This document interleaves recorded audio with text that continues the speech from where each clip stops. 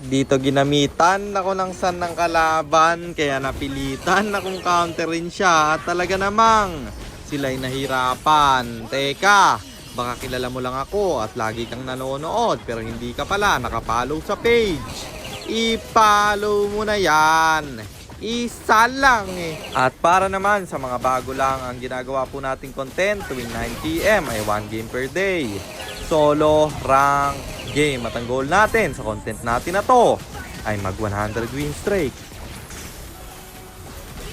Hi guys, nandito na tayo sa 502nd day ng 1 game per day. And ang standing natin bago yung game na to ay 417, 84, 417 wins and 84 losses. Sa game na to, pinayagan tayong mag last pick ng kampe, kaso naagaw yung sun ko pre at matik na yan. Ako'y magbubruno man. So ayon, nandito na tayo sa pang 500 at 2 araw ng isang game kada araw. Digmaan na! Ang rotation na ginawa ko dito ay red first para ang ikot natin papunta sa top. At sakto yung XP laner nila ay mabagal. Ito kasi yung bagay sa jungle Bruno man para madaling bigyan at makakabasag tayo ng madalian. Dito patay na naman siya at basag pa yung tore nila. After nun, dumiretso kami sa turtle na libre kong nakuha dahil yung sa nila masyadong nag-overstay sa baba. Alam kong nakuha niya na yung red buff ko, kaya kinuha ko rin yung kanya. At yung gitna, na-platingan ko pa. Hirap na hirap yung sun dito.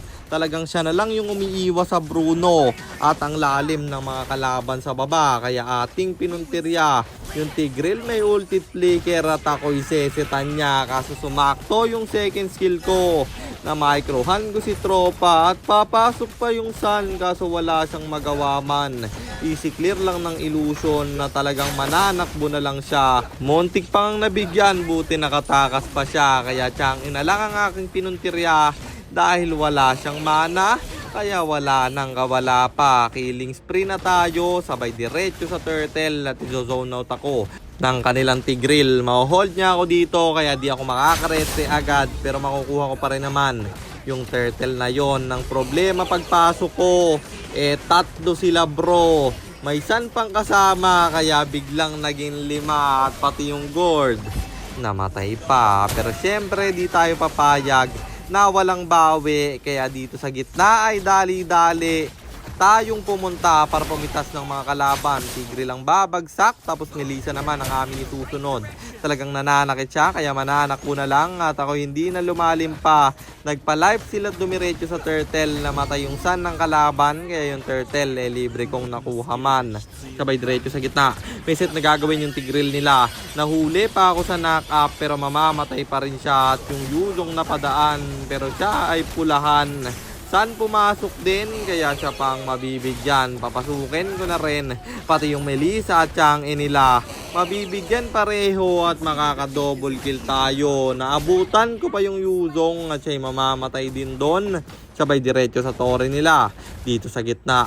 Mababasag ko yung second tower at papasok pa yung sun. Pero ang dali lang talagang clear ng illusion niya. Dito uminbit pa talaga ng blue.